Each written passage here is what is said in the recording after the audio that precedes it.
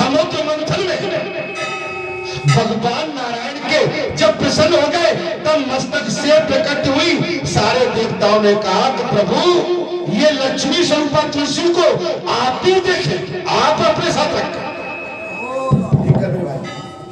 बंद कर दो माइक।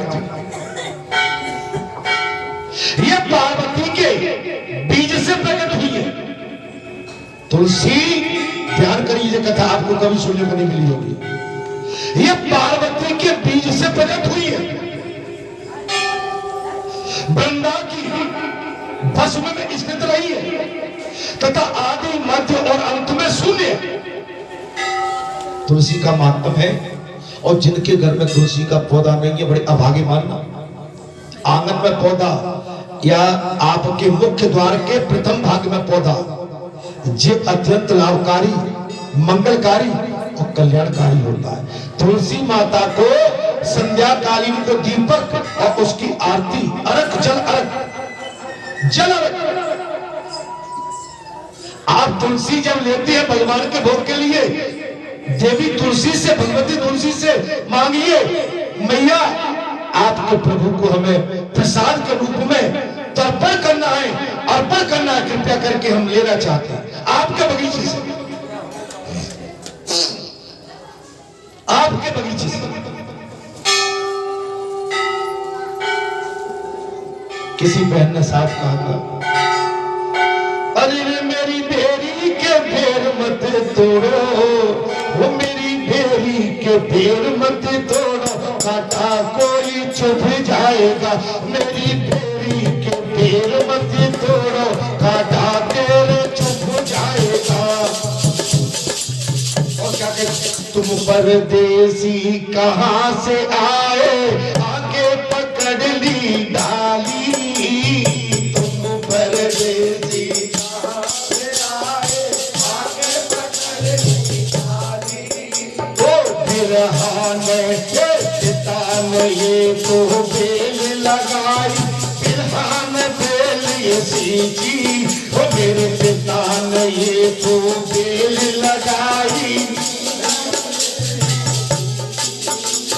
तुम परदेसी कहाँ से आए, आगे पकड़ ली डाली। मेरी बेली के पेड़ मत छोड़ो, वो मेरी बेली के पेड़ मत छोड़ो, कोई काटा छुप जाएगा। वो मेरी बेली के, समझे? अरे ये धार्मिक है। पिता ने ये बेल लगाई, बीरन ने ये बेल सींची, और एक परदेसी आके उसको तोड़ता है तो एक सुकन्या कहती है, नहीं नहीं नहीं, मुझको छुड़ो मत, नहीं मैं तो कांटे भरी हूं, तुम पछताओगे जीवन में पछतावा रहता है। ऐसे ही बेर के फल का भी महत्व है, ये कथा में आगे घूंगा। बेर के फल का भी यही महत्व है। बेर सबरी ने अपने प्रभु के लिए किस तरह से सजोई थी, आप समझो। इसमें भी आता, सबरी ने बेर तोड़ के चाक के राम जी को ये खिलाए। अरे सबरी जी ने तोड़ के ये चाक के राम जी खिलाए। अरे तुम परदेसी कहाँ से आगे पकड़ ली डाली। ना ना ना मेरी बेरी के पेड़ मत तोड़ो, वो मेरी बेरी के पेड़ मत तोड़ो।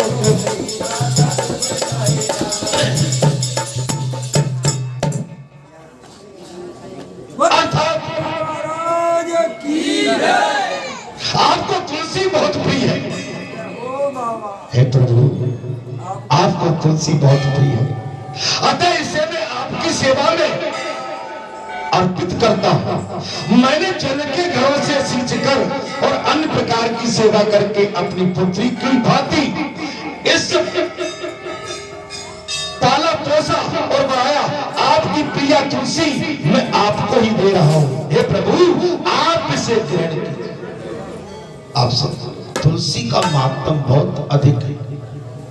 माने जिस घर में तुलसी नहीं है, देख मारा लंका में विभीषण के आंगन में तुलसी देख के हनुमान जी हर्षित हो गए। देख हर्षाए। आप समझ सकते हैं। इस प्रकार तुलसी का दान करके फिर उन दोनों तुलसी और विष्णु की पूजा करें। पुत्र नारद, जो ब्रह्मा जी कह रहे हैं, ध्यान से सुनना मेरी बात। पुत्र नारद विवाह का उत्सव मनाए, सवेरा होने पर पुनः तुलसी और विष्णु का पूजन करें। हमारी माताएं शादी तो हो जाती है, दूल्हा दुल्हन की पड़ती है और केवल खाने की पड़ती है। बामर पे, अच्छा जिस माता की पुत्री है उसको तो बामर की भी चिंता है। हमारा बैठिए, कन्यादान करना है। और कन्या का दान तो बड़ा ही कठिन दान है। जब आपकी पाली पोसी हुई उस डाली को जब आप वर्षों तक आपने अपने घर में रखा, और जिस समय आप अपनी बेटी का दान भर के हाथ में देख के दान करते हैं, वो माता पिता बेहाल हो जाते हैं। उनकी आंखों में आंसू भर आते हैं, अश्रुधारा बहने लगती है। जो पुत्री जो कल तक आपके दायरे में रहकर आपकी बात का पालन, आपकी वाणी का पालन करती थी, एक डाली थी, एक कली थी, आज वो पराई हो गई, आज वो दूसरे घर की हो गई। हमारा अधिकार खत्म हो जाता है। दान का मतलब ही बाबुल की दुआएं लेती जा जा, तुझको सुखी संसार मिले। बाबुल की दुआएं लेती जा जा, तुझको सुखी संसार मिले। बाबुल की दुआएं लेती जा जा, तुझको सुखी संसार मिले। नाजों से मैंने पाला तुझको, कलियों की तरह, फूलों की तरह। नाजों से मैंने पाला तुझको, कलियों की तरह, फूलों की तरह। बाहों में झुलाया है मैंने बचपन में तुझे, झूलों की तरह। बाहों में झुलाया बचपन में झूलों की तरह, झूलों की तरह। मेरे बन की ए डाली, तुझे हर पल नई बहार मिले। बाबुल की दुआएं लेती जा जा, तुझको सुखी संसार मिले। बाबुल की दुआएं लेती जा जा, तुझको सुखी संसार मिले। मैं की कभी ना याद आए, मैं की कभी ना याद आए, ससुराल में इतना प्यार मिले। मैं की कभी याद आए, ससुराल में इतना प्यार मिले। बाबुल की दुआएं लेती जा जा, तुझको सुखी संसार मिले। बाबुल की दुआ, आप समझ सकते हो भाई। मैंने इसलिए कहा है कि यहाँ पर तुलसी मैया की विदाई हो रही। विष्णु भगवान के साथ देवी माता तुलसी का विवाह और उनका पूजन करें। अग्नि की स्थापना करके उसमें 12 अक्षर मंत्र से खीर, घी और मधु, तिल मिश्रित हवनी और द्रव्य की 108 आहुति दें। 108 ये हमारी शादी में बनता है। जिस समय कन्या का दान होता है, समझिए मेरी बात को, उसमें 108 आहुति दी जाती है। महाराज ध्यान करना, कन्या का दान ऐसे ही नहीं हो जाता है। 108 आहुति पूर्ण दें। आचार्य की पूजा करके होम की शेष विधि पूरी करें। उसके बाद भगवान से इस प्रकार प्रार्थना कर, देव हे प्रभु, आपकी प्रसन्नता के लिए मैंने ये व्रत किया। हे जनार्दन, इसमें जो न्यूनता हो वो आपके प्रसाद से पूर्णतः प्राप्त मुझे हो जाए। जो इसमें कुछ कमी पेशी हो, इसके लिए मुझे पूर्णतः क्षमा करें। यह द्वादशी में रेतुकी का चौथा चरण बीत रहा हो तो उस समय पारण न करें। अब अगर वो चीज निकल गई, समय निकल गया, उस समय उसको ग्रहण न करे। जो उस समय भी परार करता है वो अपने व्रत को निष्फल कर देता है। विधि के अनुसार यदि हमने परिपक्वता के साथ अगर कार्य नहीं किया तो आपका कार्य अधूरा रह जाता है। भोजन के पश्चात तुलसी के स्वतः गल कर गिरे हुए पत्तों को खाकर मनुष्य सब पापों से मुक्त हो जाता है। तुलसी के गले हुए पत्ते जो नीचे गिरते हैं उनको खाकर मनुष्य पापों से मुक्त हो जाता है, लेकिन उसके बाद पाप नहीं करे तब, उसके बाद पाप नहीं करे। अगर पाप करोगे तो भगवान छूट नहीं देते हैं। पाप एक बार तो माफ किया जा सकता है, लेकिन पाप बार बार माफ नहीं कर सकते प्रभु, समझ लीजिए। भोजन के अंत में क्या हो गया? पाप कैसे हो जाता है बार बार? पाप तो माता हो ही जाता है, विचारों के माध्यम से, देखने के माध्यम से। अनायास कभी हम संसार में भटक जाते हैं तो उसके माध्यम से, है ना।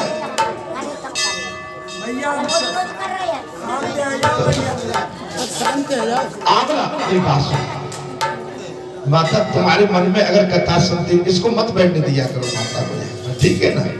अच्छा नहीं लगता। तुम कैसी माँ हो तुम जो नहीं, अरे तुम कैसी माँ हो भाई, तुम्हारा कथा में भी मन नहीं लगता है। भोजन के अंत में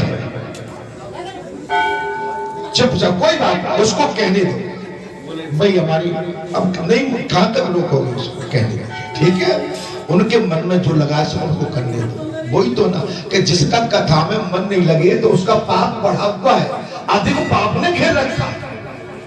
जो कोई चिल्लाता है माने भाई ये तो कथा आपके मैल को धो रही है, आपके पाप को, हमारे पाप को, सबके पापों को दूर कर रही है। आमला और बेर का फल खाने से उच्छिष्ट दोष मिट जाता है। आमला, अच्छा आमला की बात दी थी यहाँ पर कि आमला ब्रह्मा जी के आंसुओं से ये फल पैदा होता है। आमले का फल ब्रह्मा जी के जब आंसू टपके थे, बहुत प्रसन्न हो गए थे। प्रकृति को उत्पन्न करने के बाद ब्रह्मा जी के प्रेम के आंसू निकले, उससे आमले का फल निकला और ये आमले का पेड़। और आमले के पेड़ के नीचे जो ये व्रत करता है, भोजन करता है या भोजन कराता है, एकादशी का व्रत करता है, आमले के पेड़ के नीचे भोजन कराता है, तो ये सबसे बड़ा पुण्य कमाता है। और देखिए बाबा के सामने ये आमला तो 20 बरस से लगा, 20 बरस से लगा। इसके नीचे कथा चल रही है और कथा बैठती है, उनके पाप मिट जाते हैं, ठीक है। भोजन के अंत में ऊख आमला और बेर का फल खा लेने से उच्छिष्ट दोष मिट जाता है। तदंतर भगवान का विसर्जन करते हुए कहे, भगवान आप तुलसी के साथ वैकुंठ धाम को पधारो। हे प्रभु आप तुलसी के साथ अपने वैकुंठ धाम को पधारे। हे प्रभु मेरे द्वारा की हुई पूजा ग्रहण करके आप सदा संतुष्ट रहे। देखिए भगवान की पूजा सच्चे मन से होती है, चतुराई से नहीं, चतुराई से नहीं, समर्पित भाव, शरणागत भाव, हैंडअप। मैंने प्रातः काल की कथा में कहा था, जब भगवान से मिलना है तो दोनों भुजा उठा के हे प्रभु ऐसे, जब मिलने का तरीका है। मित्र से मिलना है हाथ फैला के, बात फैला के खींच लो मित्र। और बहन को अपने वीरन से मिलना है हाथ फैला के, अपने वीरन से क्या हो, हाथ फैला के, ऐसे करके नहीं, ऐसे नहीं। मिलने का मतलब ही हाथ खुले हुए तुम्हारे लिए, संसार के लिए हाथ खुले हुए। हाथ का बंधन अगर लगा है तो आप इस संसार में प्रभु जो है उनकी अनुभूति नहीं कर पाओगे। हाथ खुले हुए होना चाहिए, दिल खुला, मन खुला, सब कुछ खुला होना चाहिए। और वही है, फक्र वही है जिसका मन खुला हुआ।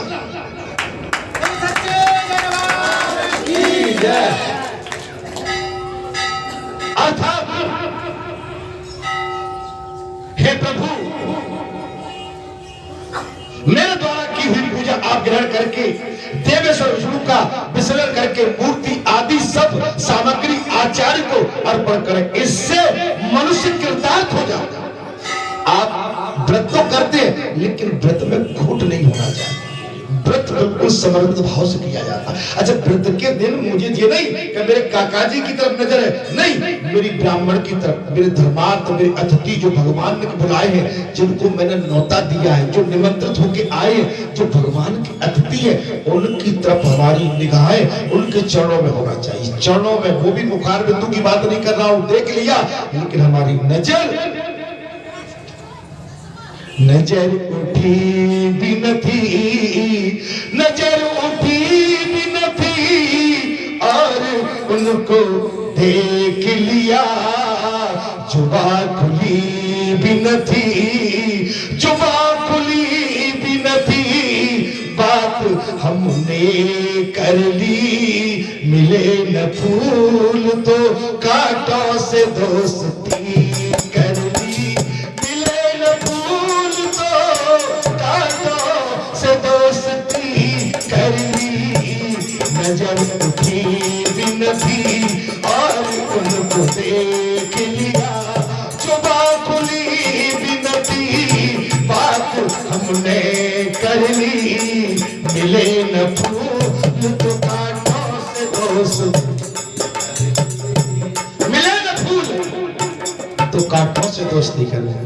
अरे कभी कभी बड़ी बात कह जा, जिन्हें प्यार है सोने से इश्क सौ, जिन्हें प्यार है चांदी से इश्क सोने से, जिन्हें प्यार है चांदी से इश्क सोने से, खुदा तलाश लिया, खुदा तलाश लिया और खुद खुशी कर ली, मिले न फूल तो कांटों से दोस्ती कर ली, मिले न फूल तो। जरूरी नहीं है कि आपके जीवन में फूल ही फूल हो, मिले न फूल तो कांटों से दोस्ती कर ली। वही कहेंगे और सच कहेंगे कि हमने तो अपनी जिंदगी बसर कर ली। अर्थात कार्तिक शुक्ल पक्ष में एकादशी को प्रातः काल विधि पूर्वक स्नान करके 5 दिन का व्रत ग्रहण करें। व्रत का महत्व है, व्रत में कपट नहीं होना चाहिए, निंदनीय भाव नहीं होना चाहिए, कपट निश्चल निष्कपट, व्रत निश्चल निष्कपट निष्पाप किया जाए, पक्के मन से, समर्पित भाव से। बाण सैया पर सोए हुए महात्मा भीष्म ने राज धर्म, मोक्ष धर्म और दान धर्म का वर्णन किया।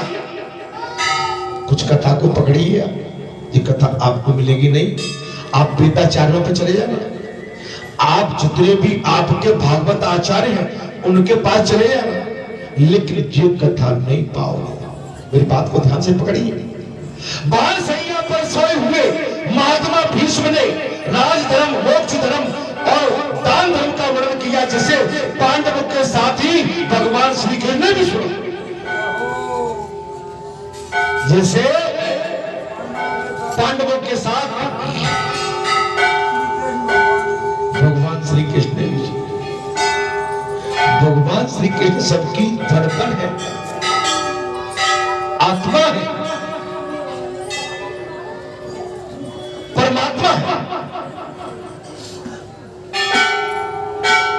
ऊंचा बंसी बारे ने, ऊंचा मुरली बारे ने, अरे जो हर जमुना पे करे नारे।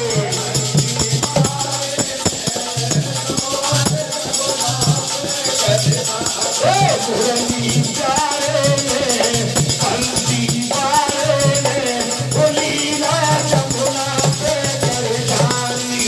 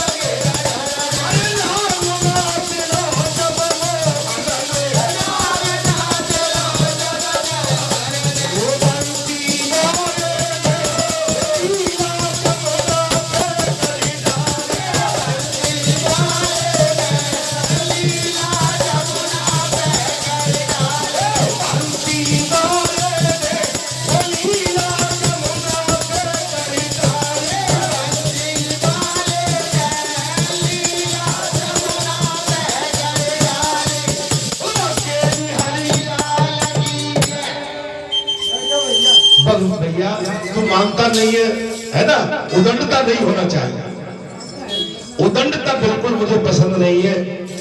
ठीक है, आप देखेंगे भगवान की लीलाएं अनंत, मैं तो कभी जानता नहीं, ऐसे तुक मिला दी है सब। ठीक है,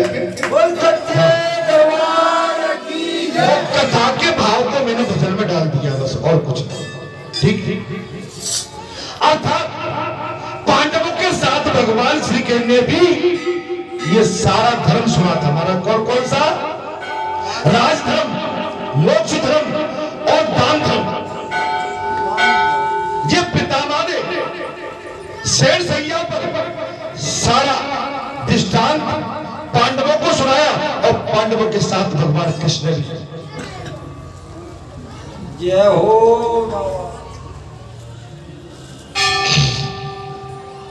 अर्थात यहाँ पर पितामह कहते हैं मेरे पुत्र नारद, उससे प्रसन्न होकर भगवान वासुदेव ने कहा, हे भीष्म, कथा को ध्यान से सुनिए। जब ये सारा दृष्टांत कुरुक्षेत्र में, महाभारत में पितामह ने जब पांडवों को राजधर्म, मोक्ष धर्म और दान धर्म का महत्व सुनाया, ये पूरा मातम भगवान कृष्ण भी सुन रहे थे। उस समय वासुदेव ने कहा, भीष्म तुम धन्य हो, धन्य हो, तुमने धर्मों का स्वरूप अच्छी तरह श्रवण करा दिया तुम धन्य हो। हे भीष्म पितामह, तुम धन्य हो, तुमने मुझे धन्यों का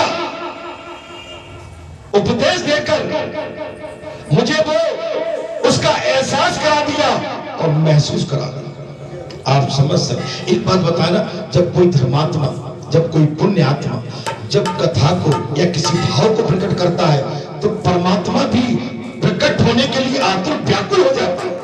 परमात्मा आके इन बातों को सुनता है कि ये मेरा पागल किस तरह से पागलपंथी की बात करके मुझे अपने बस में कर रहा है, सब अपने बस में कर रहा है।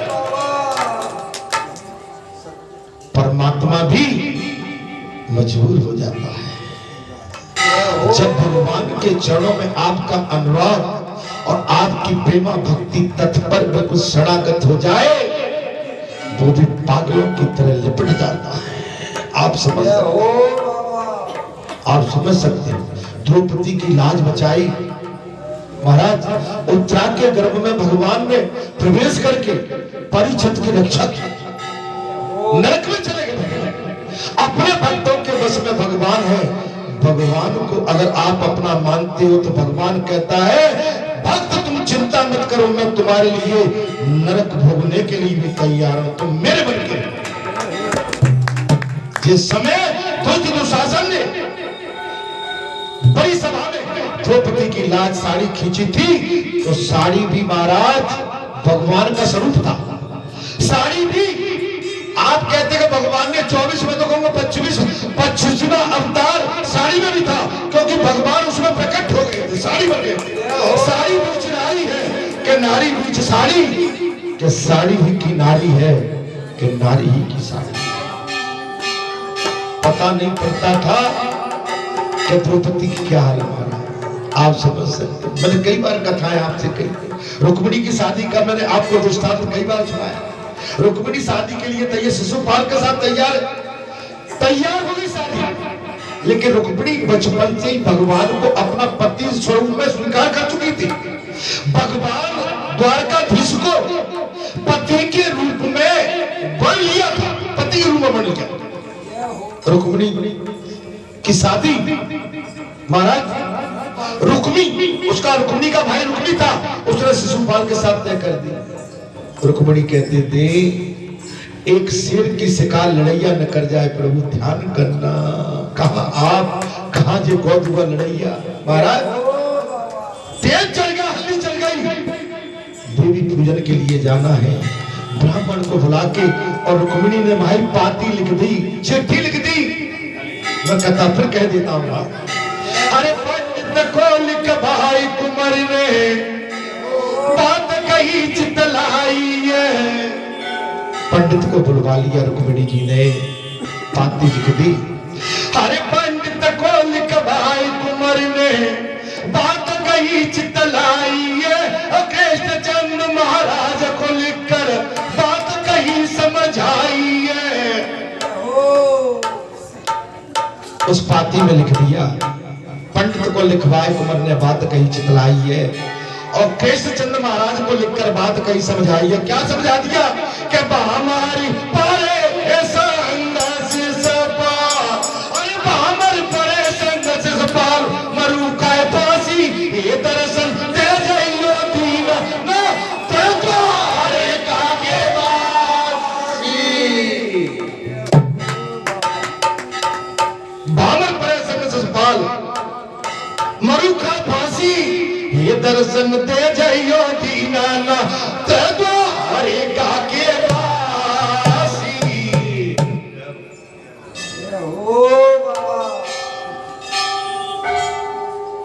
भगवान आ गए, रुक्मिणी को उठा लिया, रथ पे बिठा लिया, और महाराज रुकम और शिशुपाल टिलर करते देख गए, ले गए।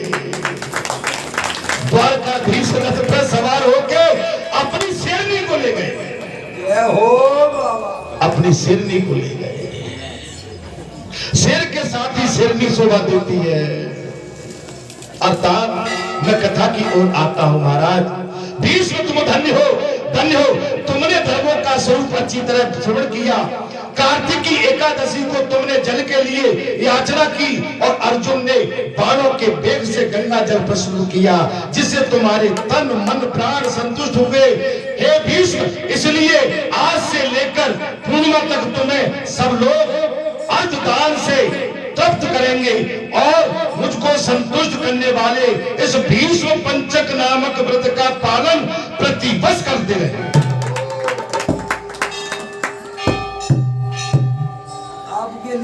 आपके लिए पानी नहीं था, अर्जुन ने बाण संधान किया, बाण के माध्यम से गंगा प्रकट हो गई। जहां भीष्म थे, भीष्म जी की प्यास को बुझाने के लिए दो शिष्य अर्जुन अपने बाबा पर बाबा की प्यास बुझाने के लिए भगवान कृष्ण के इशारे पर बाण का संधान किया है और गंगा मैया प्रकट हो गई है और गंगा मैया प्रकट होकर भीष्म को जल से तृप्त कर दिया है। उसी दिन से भीष्म पंचक नामक व्रत का पालन प्रतिवर्ष करते रहे। निम्नांकित मंत्र पढ़कर शब्द भाव से महात्मा भीष्म के लिए तर्पण करना चाहिए। ये भीष्म तर्पण तभी वर्षों के लिए सभी वर्णों के लोगों को कर्तव्य है। मंत्र इस प्रकार हो, महाराज सत्यव्रताय सूचे गंगे चाय महात्मने भीष्म चैतन्य दाम धर्ममाज्य ब्रह्मचार्यो, अर्थात आजन्मा ब्रह्मचर्य का पालन करने वाले परम पवित्र सत्य प्राण गंगा नंदन महात्मा भीष्म को ये अर्घ देता हूं। अखंड बाल ब्रह्मचारी इच्छा मृत्युधारी आजन्म ब्रह्मचर्य का पालन करने वाले परम पवित्र सत्यव्रत परायण गंगा नंदन महात्मा भीष्म को ये अर्घ देता हूं, जो मनुष्य पुत्र की कामना से स्त्री सहित भीष्म पंचक व्रत का पालन करता है, वह वर्ष के भीतर ही पुत्र प्राप्त कर लेता है। बोल बाबा जी सरकार की जय। क्या क्या कथाएं निकल रही है। हो बाबा। अर्थात जो भीष्म पंचक व्रत का पालन करता है, उसके द्वारा सब प्रकार के शुभ कृत्यों का पालन हो जाता है। ये महापुण्यमय व्रत महापातकों का नाश करने वाला है। पुत्र नारद पिता माने कहा, जो मनुष्य को प्रयत्न पूर्वक इसका अनुष्ठान करना चाहिए। पुत्र नारद, इसमें भीष्म के लिए जलदान और अनुदान विशेष यत्न से करना चाहिए। जो नीचे लिखे हुए मंत्र भीष्म के लिए अत्यंत लाभकारी एक मोक्ष के भागी होते हैं, अर्थात जिनका गोत्र एवं सांकृत प्रबल है, उन पुत्र रहित भीष्म को मैं ये जल देता हूं और पशुओं के अवतार संतनु के पुत्र आजन्म ब्रह्मचारी भीष्म में मैं अर्घ देता हूं। शांतनु के पुत्र है भीष्म, किसके पुत्र है? राजा शांतनु के पुत्र है। पंचगव्य सुगंधित चंदन के जल से चंदन उत्तम गंध कुबंध द्वारा भक्ति पूर्वक सर्व पाप हारी श्री हरि का पूजन करे और कपूर एवं खस के मिले हुए कुकम्भ से भगवान गणध्वज अंगों से लेप करे, सुंदर पुष्प एवं गंध आदि के द्वारा भगवान की अर्चना करे। 5 दिनों तक भगवान के समीप दिन रात दीपक जलाता रहे। देवादिदेव भगवान के लिए जो उत्तम निवेदन करे। इस प्रकार भगवान की पूजा अर्चना ध्यान एवं नमस्कार पश्चात ओम नमो भगवते वासुदेव इस मंत्र का उच्चारण करे।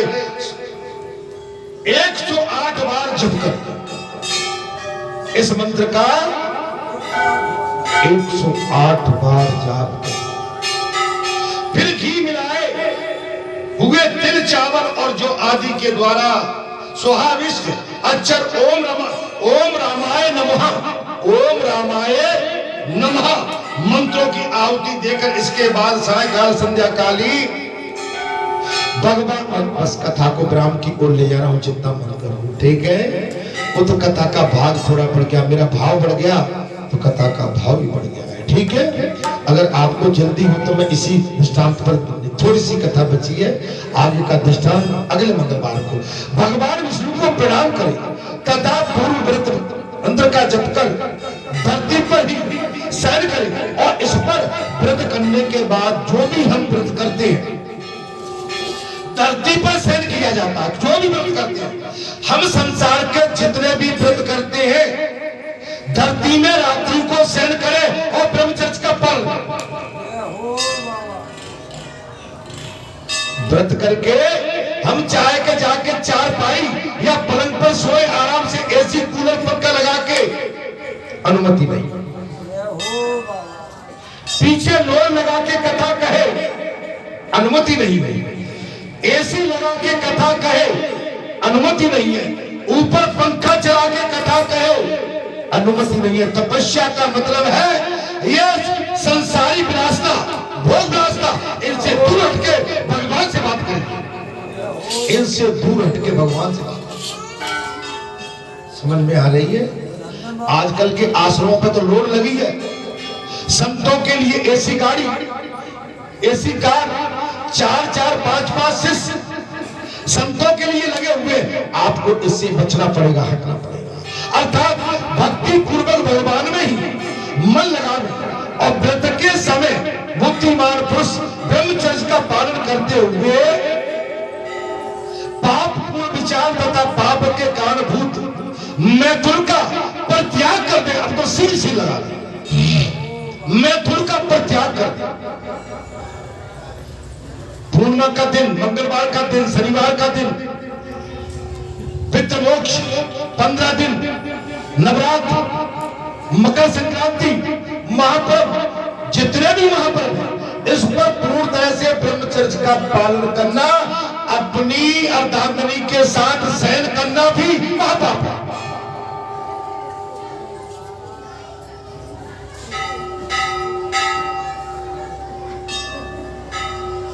भैया मैं कथा को छिपा तो नहीं सकता हूं ना। बोल बाबा जी सरकार की जय। आप घर में भी रहते तो एक संत की भांति रहे, परिवार में भी रहते तो एक संत की तरह रहे। मैं बच्चों के लिए नहीं कह रहा हूं, लेकिन जो 50-60 से ऊपर चले गए हैं वैष्णव, ठीक है ना, अब आप अपने आचरणों पर विचार करें। अगर आपके घर में बहू बेटी है, आपकी बहू है, पुत्र वधू है, क्या आपको शोभा देगा कि आप आपकी धर्मपत्नी अब एक साथ एक सगे शयन करें? नहीं नहीं नहीं। बोल सच्चे दरबार की जय। मैंने तो पुराने टाइम में सुना था डुकरन की काजे बाहर की पौर हो जाती थी। बाहर की पौर, डुकरा डुकैया कहाँ है? बोले बाहर की पौर में एक खाट भीतर डुकरा की, एक डुकैया की बिछी है, और दोनों दरवाजे पे सो रहे हैं, भीतर वाले भीतर सो रहे। जय हो बाबा। लेकिन आजकल डुकरा तो भाई घर में दौड़ लगा रहे हैं। जय हो।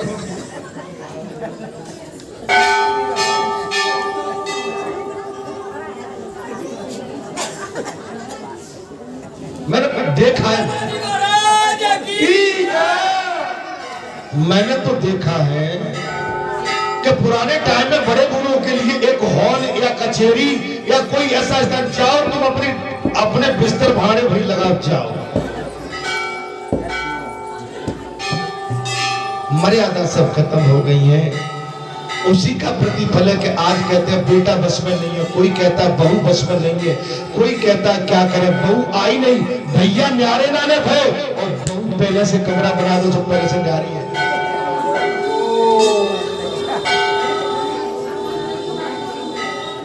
अब जामे हम किसी को दोष क्यों देते हैं?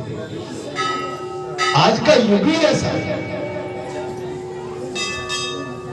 चलिए मैं कथा की ओर आता हूं महाराज। ब्रह्मचर्य का पालन करते हुए पाप पूर्ण विचार तथा पाप के कारण भूत मैथुन का परित्याग करें। शाकाहार तथा मुनियों के अंत से निर्वाह करते हुए सदा भगवान विष्णु के पूजन में तत्पर। शाकाहारी नहीं, लहसुन प्याज लाल मिर्ची गरम मसाले बिल्कुल नहीं। परसों 23 तारीख की बहुत शादी थी, कल रात को, कल थी 23 का परसों थी, परसों सही से बताओ, सब मारो हो जा शादी में जाए, सब मारो हो।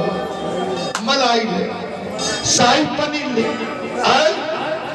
जे चाट ले वो चाट ले, मंगोड़िया ले, पकौड़िया, मर जा खिंच जा। बोले कहवे करो हमारे, हम सुनते ही नहीं है, देवे करो हमारे लगती नहीं है, हमें तो जो करना है सो करना है। अर्थात रात्रि में पंचगव्य लेकर भोजन करें, पानी पीकर रात्रि में भोजन पंचगव्य लेकर भोजन करें। इस प्रकार भली भांति व्रत का समाप्त करें। ऐसा करने से मनुष्य शास्त्रों के फल को पाता है। स्त्रियों को अपने पति की आज्ञा लेकर पुण्य की वृद्धि करना चाहिए और विधवाओं को भी मोक्ष सुख की वृद्धि के लिए व्रत का अनुष्ठान करना चाहिए। पहले अयोध्यापुरी में कोई अतिथि नाम के राजा हो गए थे। उन्होंने वशिष्ठ जी के वचन से इस परम दुर्लभ व्रत का अनुष्ठान किया था, जिससे कि इस लोक में संपूर्ण भोगों का उपभोग करके अंत में भी भगवान विष्णु के परम धाम को चले गए। आप पक्के मन से व्रत करेंगे, आपकी साधना पक्की मानी जाएगी। व्रत का मतलब होता है कि जब आपने बालाजी धाम में अतिथियों का नौता दे दिया, ठीक है, अब तुम्हारे भगत जी जाके पहली पंक्ति में बैठ जाए तो कोई इंसानियत नहीं है।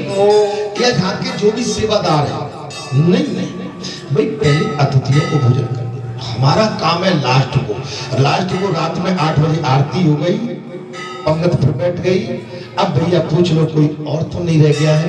मेरे साथ अब कोई नहीं है तो भैया जो रह गए थे अब चलो सब बैठ जाओ। जय बाबा। समझ में आ गई? अगर तुम भूखे हो तो संसार की भुकास कभी मिटेगी नहीं, क्योंकि तुम संसार के इतने फुक्कड़ हो कि तुम एक दिन त्याग नहीं कर सकते। 4-5 दिन की त्याग तो कौन करेगा? आप रात को नींद आप कहां नीचे सोगे जमीन में? आप सुन सकते हो जब बालाजी धाम विष्णु भगवान का महायज्ञ हुआ था, 6 महीने तो तुम्हारे पलंग कैसा होता है, पलंग कैसा होता है, गद्दा कैसा होता है। 6 महीने न तो गद्दा देखा था न पलंग देखा था। समझ में आ गई? आपको त्याग, आपका व्रत पूर्ण जब भी माना जाए आपके अंदर। और 21 दिन मंदिर के अंदर, माने 11 दिन तक मैं निकला ही नहीं हूं मंदिर में से। मुझे ध्यान है कि मैं 1 केला या 2 केला 24 घंटे में 1 केला या 2 केले का मेरा आहार दिन भर का 24 घंटे का हो जाता है। आप अंदाज लगा सकते हो व्रत का मतलब है। गंगा जल लेने जाना था सोरम भैया से 20 साल पहले चल दिए। अब भैया मैं तो नौकरी पेशा आदमी था, 20 साल पुराना, मेरा शरीर भी कुछ अलग था। अब सोरों से चल दिए मेरे भाई। अब मुझे तो वही व्रत वाली आदत है। इन लोगों ने सबने माल खाना शुरू कर दिया। कोई ये ले जाते थे मेवा एवा, गाँव में बनती है अपनी भैंस का वो करके ले जाते हैं ना, मावा पी ले, कोई बढ़िया नींबू डाले। गर्मी का टाइम था, मेरा था 24 घंटे में 2 केले और पैदल भी चलना है। जय हो। माने 3 दिन 3 रात लगते हैं। मैं कोई अपनी अनुशंसा प्रशंसा नहीं कर रहा हूं, मैं एक कह रहा हूं कि जब जो सुनता हूं, जब जो कहता हूं, अपने हिसाब से प्रभु से प्रार्थना करता हूं कि इसका परिपक्वता से पालन हो। आप पालन नहीं करोगे तो गड़बड़ हो जाएगी। मैंने कुछ भी नहीं, 2 केले 24 घंटे, कुछ भी नहीं। लड्डू ले गए, ये सब खाते पीते रहे। अच्छा बहुत थी, 35-40 कामर थी उस समय, माने 400-500 आदमी का टेना। और मुरैना से तो 1000 आदमी हो गए थे, 2000 आदमी। और माने टोल पे उधम हो गया, और टोल पे वो उधम में टोल जला दिए। बोले हनुमान जी जला गए लंका को, बोले ऐसा भी हुआ था वहां।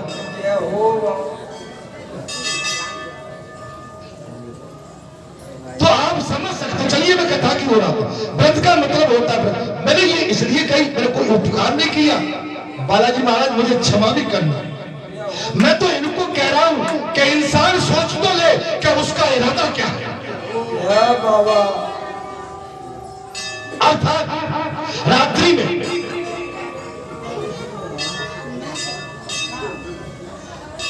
इस प्रकार नियम उपवास पंचगम्य से तथा दूध फल और मूल हविष्य के आहार के निर्वाह करते हुए भीष्म पंचक व्रत का पालन करें। पुत्र नारद पूर्णमासी आने पर पहले से सामान पूजन करके ब्राह्मणों को भोजन कराएं। ब्राह्मण सबसे पहले और बछड़े सहित गौ का दान करें। मैंने गौदान का पिछले मंगलवार को बोला। मैं जानता हूं जिन्होंने ब्राह्मण को शादी में, अपनी पुत्री की शादी में या किसी अच्छे कार्यक्रम में ब्राह्मण को गौदान किया होगा और संकल्प छोड़ा होगा, और जिन्होंने गौदान संकल्प नहीं छोड़ा है, मैं उनसे हाथ जोड़ के विनती करता हूं कि संकल्प छोड़ देना, नहीं तो पाप तक लग जाएगा। बोल बालाजी सरकार की जय। बेटी की शादी में गौदान, धार्मिक अनुष्ठान में गौदान, मरने में, जीवन में गौदान। अगर आपने ब्राह्मण को गौदान किया है तो या तो उसकी दक्षा कर दे उतरी, और अगर ब्राह्मण लेने में सक्षम नहीं हो तो उसका धन से उसकी पूर्ति कर दे। जय हो बाबा। एकादशी के लेकर पूर्ण मास तक 5 दिनों का भीष्म पंचक व्रत समय भूमंडल में प्रसिद्ध है। अंत में भोजन करने वाले पुरुष के लिए ये व्रत नहीं कहा गया है, और इसमें अन्न का निषेध है। अब तो समझ में आई कि नहीं आई? मैं अपने मन से नहीं कह रहा हूं। जिनके व्रत है वो भूखड़ नहीं बनने चाहिए, उनके अंदर एनर्जी होना चाहिए, उनका विल पावर स्ट्रॉन्ग होना चाहिए, भाई जभी तो वो व्रत कर पाएंगे। अर्थात इसमें अन्न का निषेध है। इस व्रत का पालन करने पर भगवान विष्णु सुख फल प्रदान करते हैं। जय जय राम कथा, जय सिया राम कथा, जय जय राम कथा, जय सिया राम कथा, जय जय राम कथा, जय सिया राम कथा, जय जय जय राम कथा, जय सिया राम कथा, जय जय राम कथा, जय सिया राम कथा।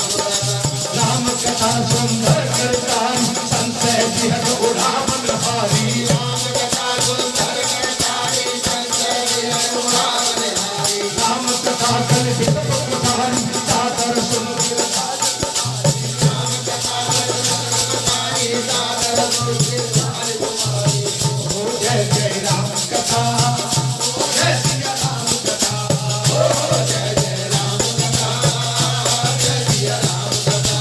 राम कथा सब किरण जमाना, अंत कठोर करेंगे माना। राम कथा सब किरण जमाना, अंत कठोर करेंगे माना। ऐसे संत दीन भवानी, महादेव सब काम खानी। ऐसे संत दीन भवानी, महादेव सब काम खानी। हो जय जय राम कथा, हो जय सिया राम कथा, हो जय जय राम कथा, जय सिया राम कथा। बोलो राम राम राम, बाबा राम राम राम।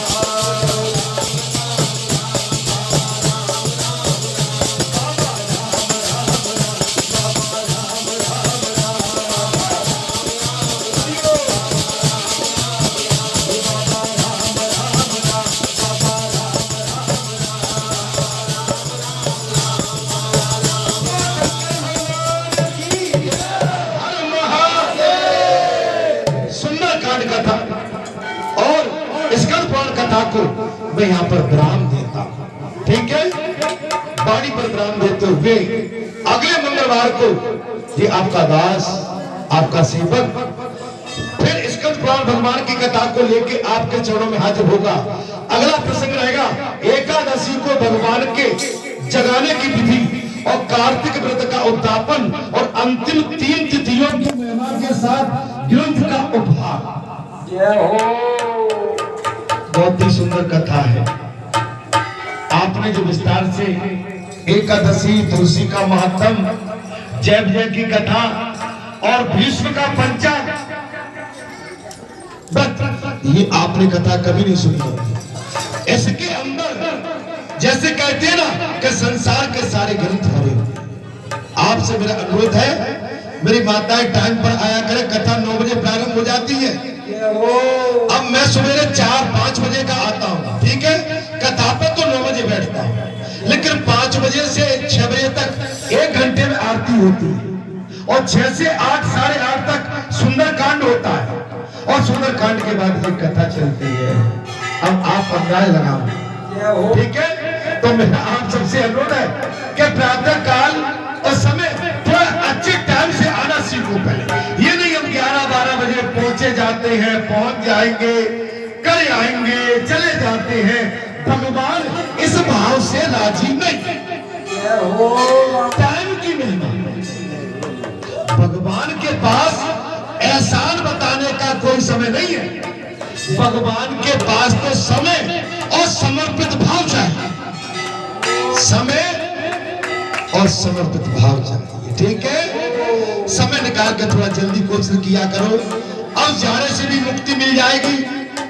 हमको तो देखिए या कहीं देखिए सवेरे 4 बजे क्या स्थिति होती होगी इस स्थान पर, ठीक है। मैं आप सभी को नमन करता हूँ, प्रणाम करता हूँ, साष्टांग दंडवत करता हूँ। आप सभी के चरणों में सिर झुकाता हूँ। आप सबके चरणों की रज को उठा के अपने माथे पर सर पर ध्यान करता हूँ। और विनम्रता के साथ मैंने टूटी फूटी अपनी वाणी के माध्यम से भगवान की कथा का गुणगान किया है। अगर त्रुटि हुई हो और हो गई है तो मैं क्षमा चाहता हूँ। आपका मन और आपका आत्मा में कोई ठेस लगी हो मेरी कथा के माध्यम से, छोटा बालक जान के मुझे क्षमा कर देना। जय श्री राम, जय हनुमान।